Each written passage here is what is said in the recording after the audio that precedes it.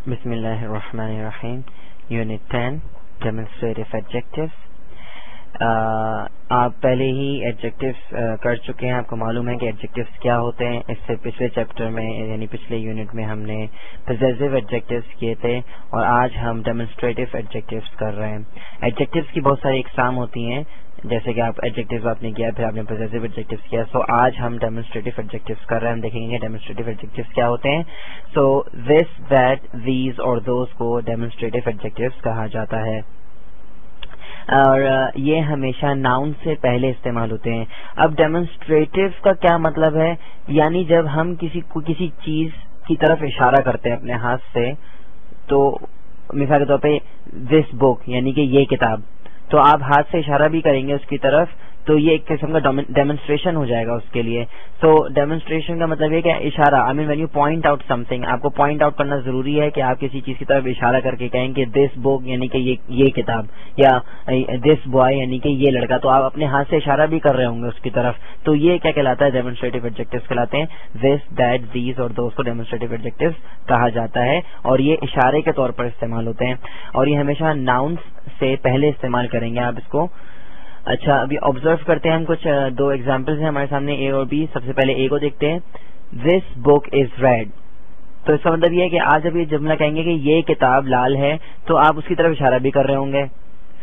دس بک کا مطلب یہ ہے کہ وہ کتاب آپ کے قریب ہے, وہ ایک ہے, وہ کتاب کتنی ہے؟ ایک کتاب ہے اور وہ آپ کے قریب ہے. تو جب کوئی چیز ایک ہو اور وہ آپ کے قریب بھی ہو تو آپ دس کا استعمال کریں گے.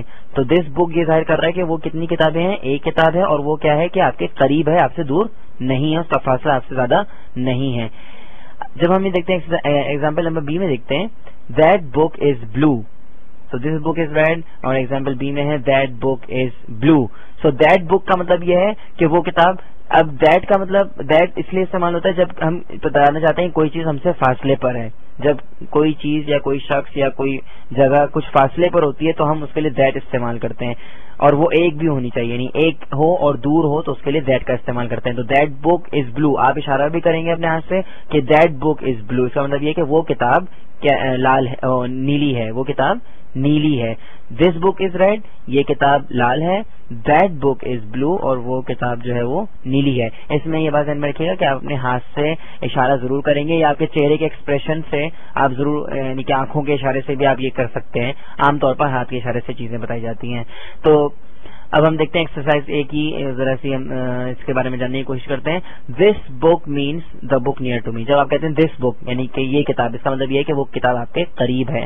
جب آپ کہتے ہیں دیٹ بک یعنی کہ وہ کتاب, تو اس کا مطلب یہ ہے کہ وہ کتاب آپ کے قریب نہیں ہے بلکہ آپ سے دور ہے. اچھا جی, اب دیکھتے ہیں کہ یہ دس, دیٹ, دیز اور دوز کس طریقے سے اور کہاں پر استعمال ہوتے ہیں. جیسے کہ میں آپ کو پہلے بتا چکا ہوں کہ ڈیمونسٹریٹو ایڈجیکٹیوز یعنی کہ دس, دیٹ, دیز اینڈ دوز یہ ناؤن سے پہلے استعمال ہوتے ہیں اور یہ اشارے کے طور پر استعمال ہوتے ہیں. ہم جب کسی چیز کی طرف اشارہ کرتے ہیں, چاہے وہ قریب ہو چاہے دور ہو, تو ہم اس کے لیے ڈیمونسٹریٹو ایڈجیکٹیوز استعمال کرتے ہیں. اب دس کہاں پہ استعمال کریں گے؟ اگر کوئی چیز ایک ہو اور آپ کے قریب ہو تو اس کے لیے آپ دس استعمال کریں گے. مثال کے طور پہ اگر اس وقت آپ کے قریب آپ کا مانیٹر ہے تو آپ کہیں گے دس مانیٹر.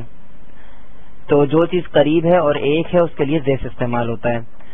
دیٹ ایک چیز ہو اور آپ سے دور ہو, اس کے لیے کیا استعمال کریں گے؟ دیٹ. مثال کے طور پہ اگر اس وقت آپ کے کمرے میں, آپ اپنے کمرے میں بیٹھے ہوئے ہیں یا آفس میں بیٹھے ہوئے ہیں, اگر کوئی چیز آپ سے دور ہے, مثال کے طور پہ اگر کمرے کا دروازہ آپ سے دور ہے تو آپ کہیں گے دیٹ ڈور.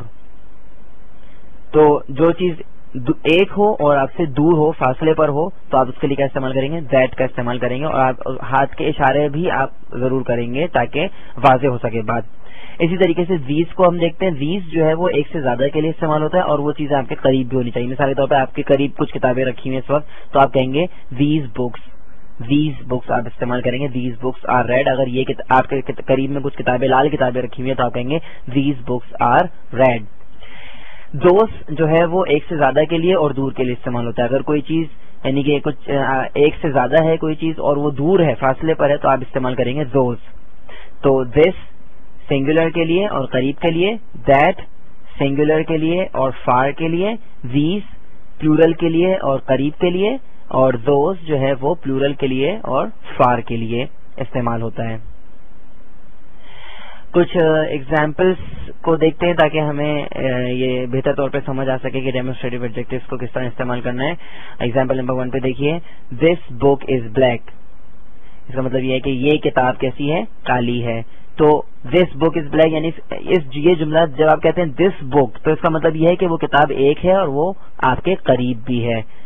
ایگزامپل نمبر 2 میں دیکھتے ہیں, دیز بکس آر نیو. یہ کتابیں نئی ہیں.